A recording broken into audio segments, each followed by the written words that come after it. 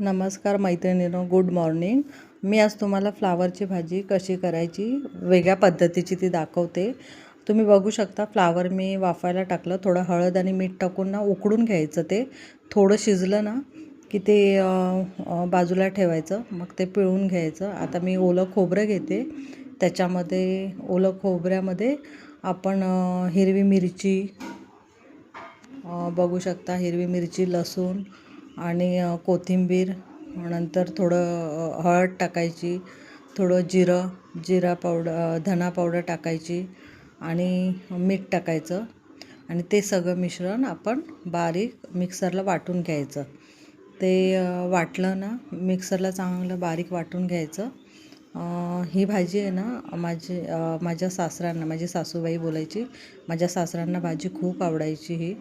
तर त्यांची रेसिपी आहे, मी एकदा ट्राय करून बघितली, खूप सगळ्यांना आवडते. आपल्याला फ्लावर बटाटा खाऊन खाऊन कंटाळा येतं, मग ही तुम्ही ट्राय करून बघा.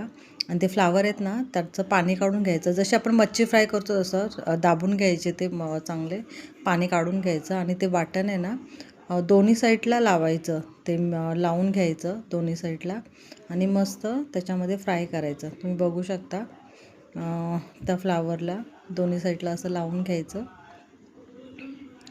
आणि तळायला मच्छी फ्राय करतो असं तळून घ्यायचं. ते भाजी खूप छान लागते. ती एकदा करून बघा, खाऊन बघा, मग मला रिप्लाय द्या. बघा, भाजी आता झालेली आहे पूर्ण, मी टिफिनला देत आहे. तुम्ही बघू शकता.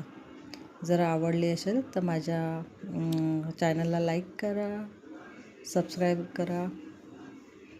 थँक्यू.